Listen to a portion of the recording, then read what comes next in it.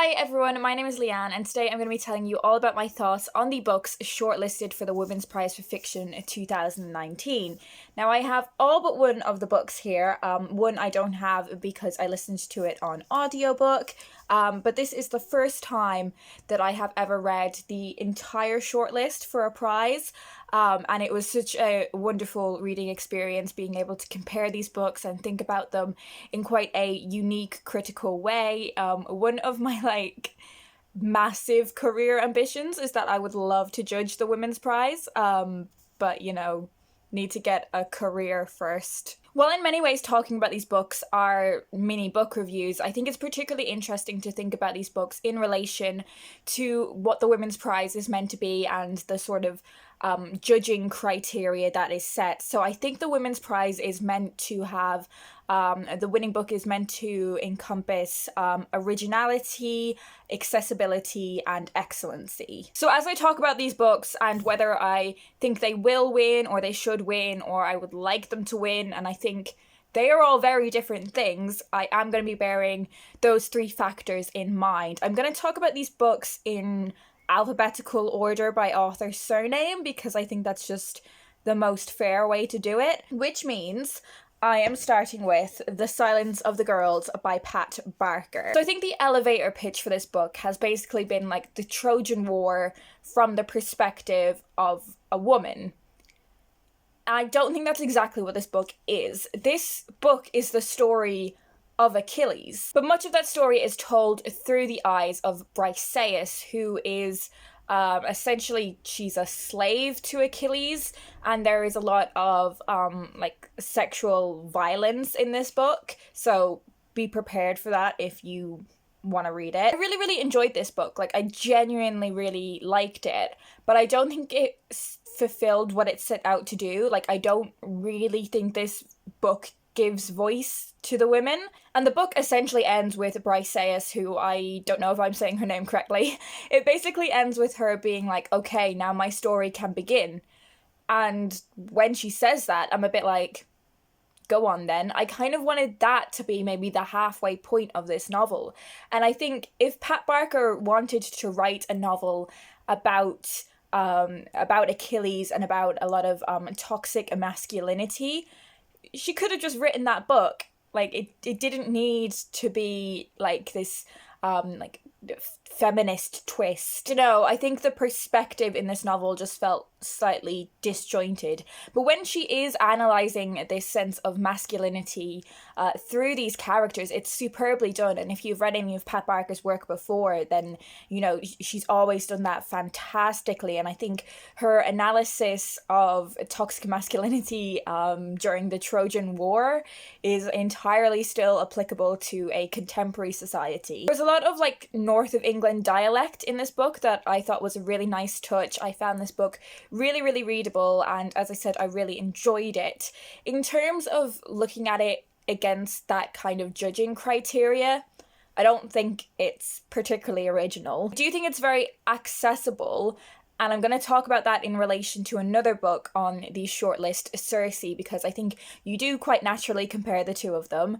And in terms of excellency, I don't know if this book has quite achieved that for me. So for me, while I really, really enjoyed this one, and I would definitely recommend it to people, it doesn't quite stand up against that marking criteria for me. The next book on the list is My Sister the Serial Killer by Oyinkan Brathwaite. This book has proven to be quite divisive, and it's a book that is about the relationship between two sisters, one of whom is a serial killer and the other quite literally cleans up after her messes. It's about what you would be willing to do for the people you love, and it's about sisterhood. I think this book is really accomplished in a number of ways. I think it fantastically gives the reader a little bit of information about what is going on and leaves them to predict or attempt to understand what's going on there. And I think that's done really, really well. I think the writing of this is fantastic, and I find its character analysis really, really good. I think it really captures what it's like to love a family member but not necessarily like them, and that strange dynamic that exists in so many family situations. I think in terms of accessibility, this is probably the book that has achieved that the most. I think it's definitely the easiest read, and I definitely don't mean that in a derogatory way whatsoever. Like I don't mean that it's simple. I mean that it's a real page turner. I mean, like, if you wanted to read this book in an afternoon, you could, and that's not just because it is rather short, it's because it is compulsive reading. And I lent this book to my housemate, who really doesn't read that much, and she really enjoyed it, and I think that's a phenomenal sign of it fulfilling the judging criteria of it being a book that lots of people will want to read. I think in terms of originality as well, I think this is a book that's unlike one that I've read before. A lot of the themes in it I'd read before, but not from this specific angle. I think it was a really interesting blend of genre. In terms of excellency, what is in this book is excellent, and I think there is so much depth to this book that a lot of people haven't been giving it credit for. However, I don't think that excellency was given the space to breathe, and I think that could be very easily combated by this book just being a bit longer. But I think when you compare it to something like Ghostwall by Sarah Moss, which was on the long list for the Women's Prize, and I won't go on about it too much, but I think that book really should have made it onto the shortlist. That's it's similarly brief. It's not a particularly long book, but to use an archaeological analogy that is quite appropriate to that book, I think Sarah Moss was able to dig into those themes a lot more than has been achieved with this book. I do think it's just a shame that this book didn't fulfill its potential for me. Although I should say that I am judging this book particularly harshly because it is on the Women's Prize. Like, I still think it's a really good book. Next book is Milkman by Anna Burns. This was the last book that I read off the shortlist because I felt like I was putting it off because it intimidated me a lot, and I find it really unfortunate that it did intimidate me because this is up there as a very serious contender for me. This is a book that is set in Northern Ireland, although not explicitly so, and it is told from the perspective of an 18-year-old girl. It is told in a stream of consciousness style, and it's about her growing up in that very tense political climate of the Troubles, but her also experiencing the very turbulent nature of young womanhood, and her grappling with how she is being treated by men, but also being treated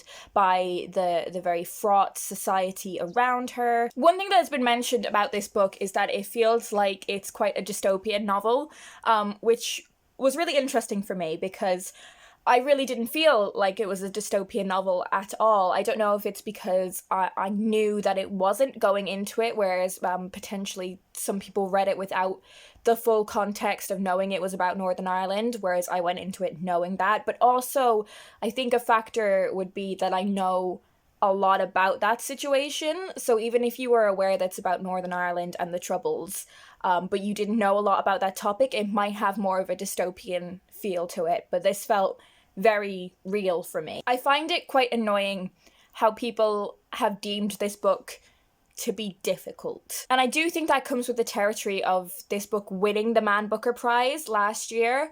I think people have this idea that it's a difficult, hard book that you will only be able to get through if you are really into literary fiction. And yes, it's literary and poetic, and the writing is beautiful, but I don't think it's difficult whatsoever. If you don't enjoy stream of consciousness narratives, then you will find this book difficult to get through because of a personal preference. It isn't that this book in and of itself is a difficult book to read. You know, there's another book on the shortlist that I found far more difficult to read because of my personal preferences. Nobody told me how funny this book is. Like, this book is really funny, and our narrator is such a wonderful character to spend time with and really get into her point of view, but she's also holding you at this distance that is so fascinating to me. And I think it has so much to do with when you are a young woman in particular at that time, in your life, holding people at a distance, being willing to give people so much, but keeping so much contained for yourself as well. I think in terms of comparing this to the judging criteria, I think this is probably the one on the list that I think encompasses excellency the most. And I also think it's incredibly original. Even though I've read books that I could compare this to before, books like A Girl's a Half-Formed Thing by Emer McBride. I think in many ways this book kind of feels like an Emer McBride book meets Derry Girls, and they are two things that I absolutely love. In terms of it being accessible, as I said, I think because of personal preferences, not because this book being inherently difficult, not everyone will get on with this book, and I would be reluctant to recommend this book to everyone. So that's the only kind of criteria where it really falls down for me. But in terms of my own reading preferences, this has been one of my favourites on the list. Next we have Ordinary People by Diana Evans. This is a book that follows two couples, although predominantly one, as their marriages begin to break down. It's a book that is set in London, and it has a real soundtrack to it, like a musical soundtrack to it. The title comes from a John Legend song, and music is like scattered throughout this book, and it plays a really big role in it. Because of that, and because of the London setting, I think this book could be quite isolating if they are not references that you get. Like, the author spends huge chunks of time talking about really particular places in London, and I think whereas My Sister the Serial Killer could have benefited from being a lot longer, I think this could have had a lot of stuff cut out of it. It is a really quiet story about the fragility of love and relationships. It's about people not being willing to say what they want, or not having the ability to articulate what they want, and how that leads to such a breakdown in communication, and then by extension a breakdown in relationships. And they are all themes that I am so interested in. But unfortunately, this book really hasn't stayed with me in the way that I expected it to. It's a strange one because I read this book last month and I really enjoyed reading it at the time. I remember really enjoying the reading process of it. And it's not normally something I would do where I'm talking about this book a month later and still reviewing it, but because of the prize, I'm forced to think, was this book as good as I thought when I read it? And I think it's really interesting how that perspective and opinion shifts over time. One aspect of this novel that has been criticized is a magical realist thread that runs through the novel. A lot of people have said it kind of came out of nowhere for them, but I think it is sort of dripped throughout the book. And I don't know if I noticed that more because I went into it knowing that there was that magical realist element to it. I actually really enjoyed that part of the novel. I found it quite Toni Morrison-esque. I do think it could have been removed from the novel and it wouldn't have changed my perspective on it very much, but it wasn't something that I didn't enjoy about the book. But perhaps that does show that I think there could have just been a lot that was taken out of this and it would have had the same impact on me. It's a strange one. This is probably the book on the list I have the most mixed feelings on, because I feel like in terms of originality, accessibility, and excellency, I would give it like a 7 out of 10 on all of those things. So it's still a fantastic book, but it's just missing that something extra, that extra polish that it would need to become a winner for me. Next on the list is An American Marriage by Tayari Jones, and it's a real shame that I don't have a physical copy of this book. I listened to it on audiobook, but it's a shame because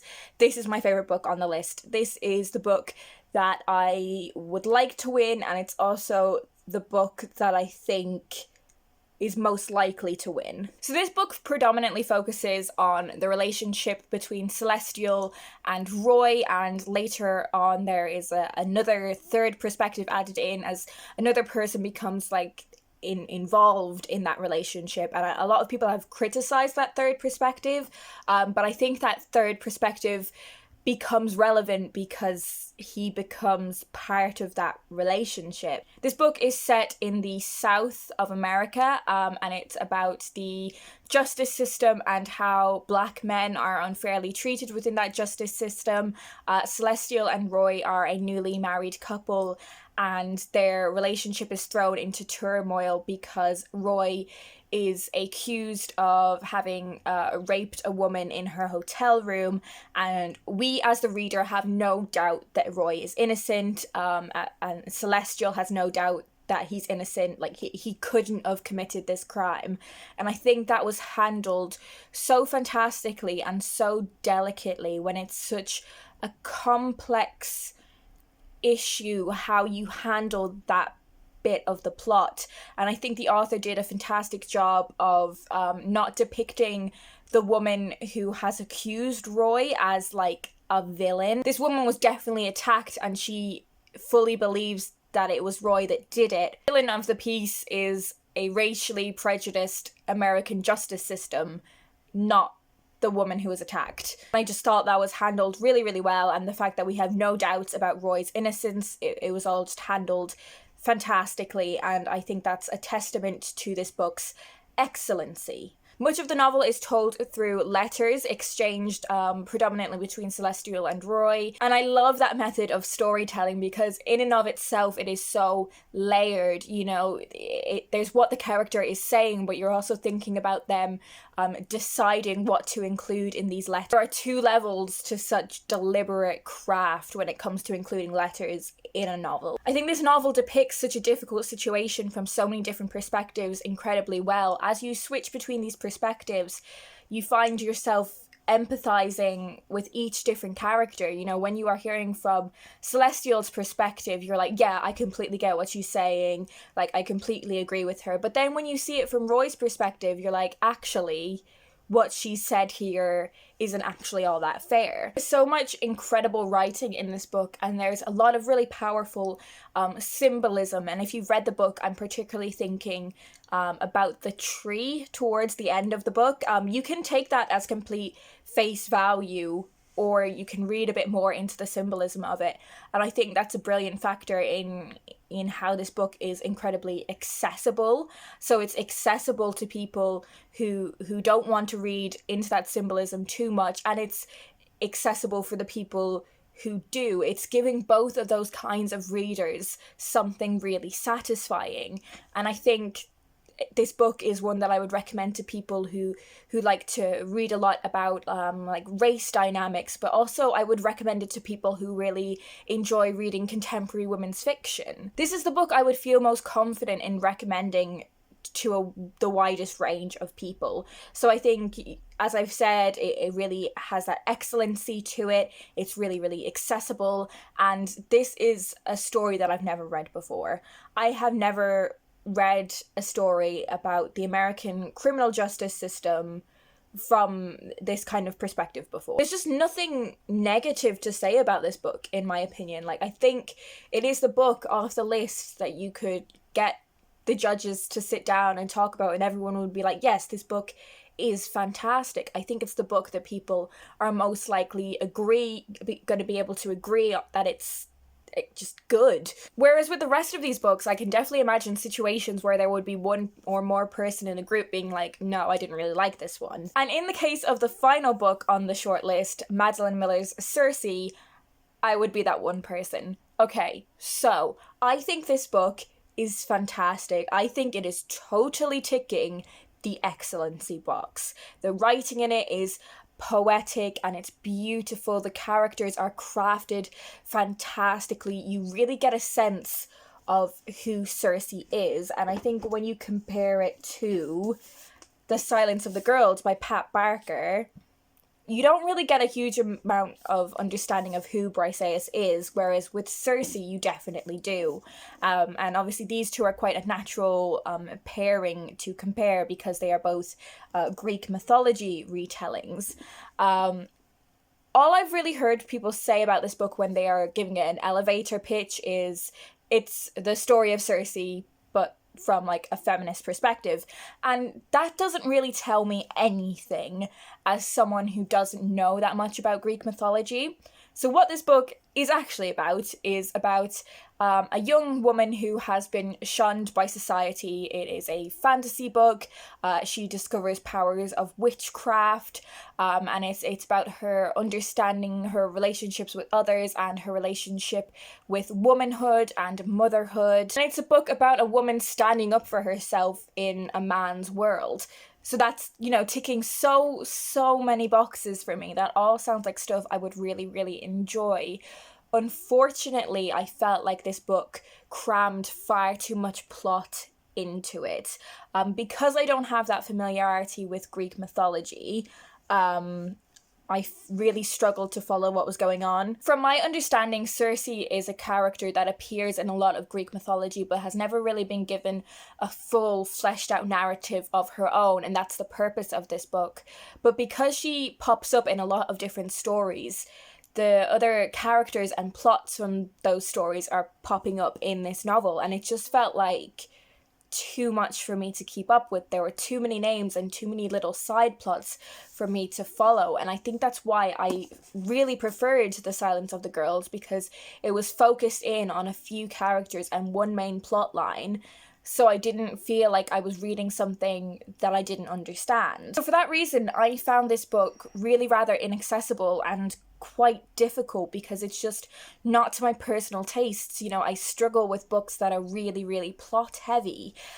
So I actually think this is the most difficult book of the shortlist, whereas a lot of people would consider Milkman to be the most difficult book on the shortlist. But again, it just comes down to what you are accustomed to reading and what you are used to reading. Someone who is really familiar with Greek mythology, or someone who loves books that are really like fast-paced plots, would probably completely disagree with me on this book and absolutely love it. And I do think how she weaves everything into this book is done really, really fantastically. Like, I think this is probably the most accomplished book on the short list. Like, I think the writing is phenomenal. But from quite a personal perspective, I didn't really get on with this book. When there's such a trend of Greek retellings at the moment, I think it's difficult to call this book original. And, as I've said, in terms of accessibility, I don't think this is a book for everyone. In terms of excellency, this book is fantastic. And I wouldn't be surprised if this won, although it would be a really massive deal if it did. Madeline Miller has won the Women's Prize for Fiction before with her first novel, The Song of Achilles, and if she were to win the prize with Circe, that would make her the first person to win the prize twice, and that's a big deal. That would really be cementing Madeline Miller as one of the best writers of our time, and it's interesting to think about, should the prize be thinking about things in a vacuum? Is it objectively which of these books reaches this marking criteria the best, or do you think about it within the context of what has already happened? Is Madeline Miller an author who deserves to win the prize twice? Does she deserve to be cemented with something so prestigious, to do something no one has ever done before? But in the case that both of her books were chosen, then I guess, yeah, she does. I think if I was judging this prize, I would factor that context in, but you just don't know what kind of angle the judges are going to come at it from. Are they going to think about these books in a vacuum, or are they going to think about the wider context around the implications of a book winning?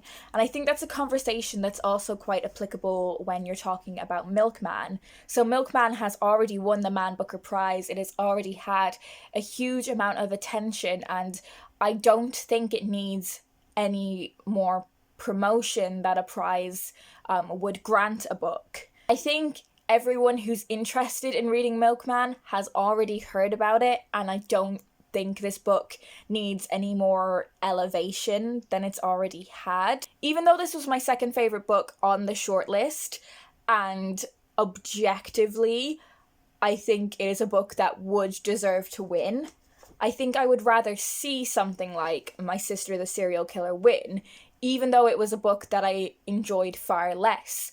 And again, it's thinking about whether you look at these books in a vacuum or not. And it's about what you think the purpose of a literary prize is. When I think about literary prizes, a huge factor for me is which of these books do I think deserves more attention than it's had.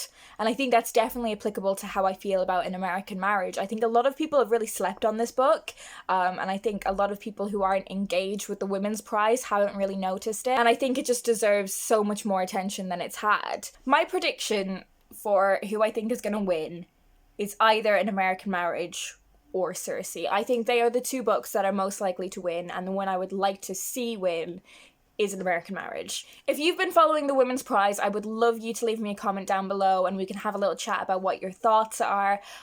One of the things that I love so much about literary prizes, you know, I know they get a lot of flack, but I really love the community participation that they facilitate. And I know in many ways it might be kind of tiring to hear so many people talking about the exact same books, but I just find that the whole conversation that it generates, I really, really love that.